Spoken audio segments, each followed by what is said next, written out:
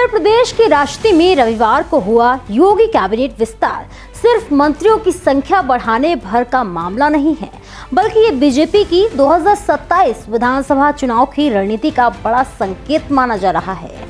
मुख्यमंत्री योगी आदित्यनाथ ने अपने मंत्रिमंडल में 6 नए चेहरों को शामिल कर साफ कर दिया है कि बीजेपी अब सामाजिक और जाति समीकरणों को साधने की दिशा में पूरी ताकत झोंकने जा रही है।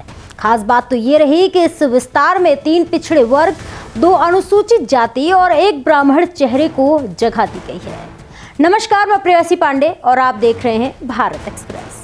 राजनीतिक जानकारों का मानना है कि इसे समाजवादी पार्टी के पीडीए यानी पिछड़े, दलित और अल्पसंख्यक समीकरण की सीधी काट के रूप में देख रहे हैं।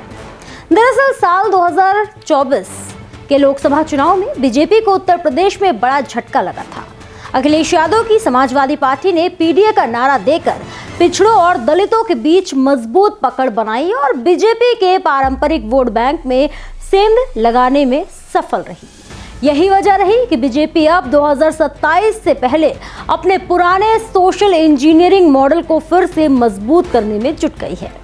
पार्टी की कोशिश है कि गैर यादव, पिछड़े और गैर जाटव दलित वर्गों को फिर से अपने साथ मजबूती से जोड़ा जाए।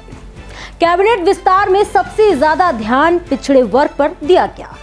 बीजेपी ने भूपेंद्र चौधरी, हंसराज विश्वकर्मा और कैलाश सिंह राजपूत जैसे नेताओं को मंत्री बनाकर साफ संदेश दिया है कि पार्टी छोटी और गैर प्रमुख पिछड़ी जातियों को अपने साथ लेकर चलना चाहती है।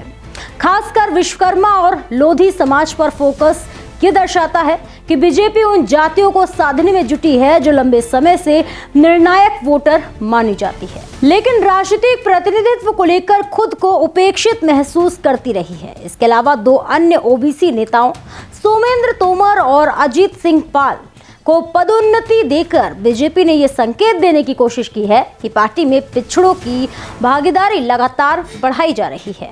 बीजेपी की रणनीति साफ है कि यादव बनाम गैर यादव पिछड़ा राजनीति को और तेज किया जाए और ताकि समाजवादी पार्टी के कोर वोट बैंक को चुनौती दी जा सके। दलित समीकरण पर भी बीजेपी ने खास ध्यान दिया है। योगी सरकार में सुरेंद्र, दिलेर और कृष्णा पासवान को मंत्री बनाकर पार्टी ने दलित समुदाय को बड़ा संदेश देने की कोशिश की है। सुरेंद्र दिलेर पश्चिमी उत्तर प्रदेश के प्रभावशाली वाल्मीकि समाज से आते हैं और अलीगढ़ की खैर सीट से जुड़े रहे हैं। बीजेपी को उम्मीद है कि उनके जरिए वाल्मीकि वोट बैंक को मजबूती से साधा जा सकेगा।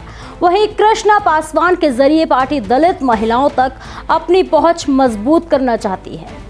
राजनीतिक विश्लेषकों का मानना है कि बीजेपी अब सिर्फ हिंदुत्व के मुद्दे पर निर्भर रहने के बजाय सामाजिक प्रतिनिधित्व की राजनीति को भी बराबर महत्व दे रही है। पार्टी ये समझ चुकी है कि अगर पिछड़े और दलित वर्गों में उसकी पकड़ कमजोर होती है तो 2027 का रास्ता आसान नहीं रहने वाला। इस कैबिनेट विस्तार का सबसे चर्चित चेहरा रहे मनोज कुमार पांडे। समाजवादी पार्टी छोड़कर बीजेपी में आए मनोज पांडे को मंत्री बनाना सिर्फ एक राजनीतिक नियुक्ति नहीं बल्कि बड़ा सियासी संदेश माना जा रहा है। उत्तर प्रदेश में पिछले कुछ समय से ब्राह्मण समाज की नाराजगी की चर्चाएं होती रही हैं। विपक्ष लगातार बीजेपी पर ब्राह्मणों की अनदेखी का आरोप लगाता रहा है। ऐसे में मनोज पांडे को मंत्रिमंडल में शामिल कर बीजेपी ने यह संकेत देने की कोशिश की है कि ब्राह्मण समाज अभी भी पार्टी के लिए बेहद जरूरी है और अहम है। मनोज पांडे कभी अखिलेश यादव के करीबी नेताओं में गिने जाते थे। ऐसे में उनका बीजेपी में आना और फिर मंत्री बनना समाजवादी पार्टी के लिए भी एक राजनीतिक झटका माना जा रहा है। बीजेपी इसके जरिए ये संदेश देना चाहती है कि विपक्ष के बड़े चेहरे भी अब बीजेपी की राजनीति और नेतृत्व पर भरोसा जता रहे हैं। अगर क्षेत्रीय संतुलन की बात करें तो बीजेपी ने उससे भी सावधानी बरती है।